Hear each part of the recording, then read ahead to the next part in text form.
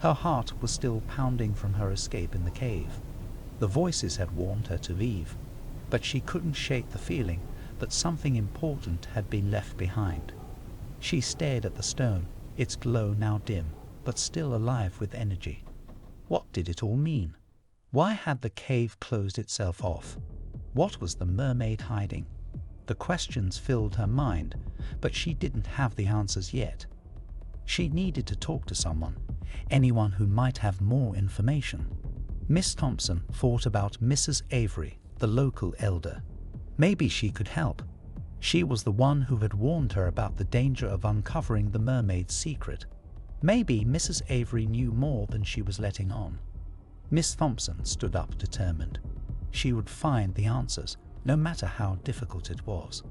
As she walked toward Mrs. Avery's small cottage on the edge of town, Miss Thompson felt a strange chill in the air. The forest around her seemed unusually quiet, and the birds had stopped singing. It was as though everything was holding its breath, waiting for something to happen. Miss Thompson quickened her pace, feeling uneasy. Was something watching her? Her eyes scanned the trees, but there was nothing there. "It's just my imagination," she whispered, trying to calm herself. When she arrived at Mrs. Avery's cottage, she knocked on the door, her heart racing.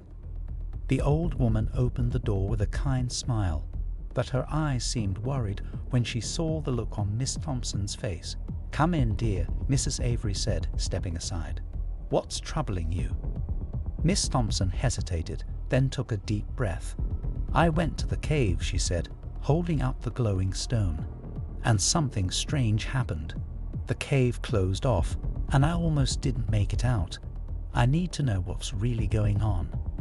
Mrs. Avery's face grew serious. She motioned for Miss Thompson to sit down. "I warned you, child," she said softly. "The mermaid's secret is not something that should be uncovered. There are forces at work here that you cannot understand." Miss Thompson shook her head. "But I've seen it with my own eyes. The mermaid, the glowing stone, the voices. It's all real. I have to know what it means." Mrs. Avery looked around, making sure no one was listening. Then, in a hushed voice, she began to speak. "There are ancient legends, Miss Thompson," Mrs. Avery began, "of a mermaid who guards a powerful secret, one that can change everything. The mermaid's true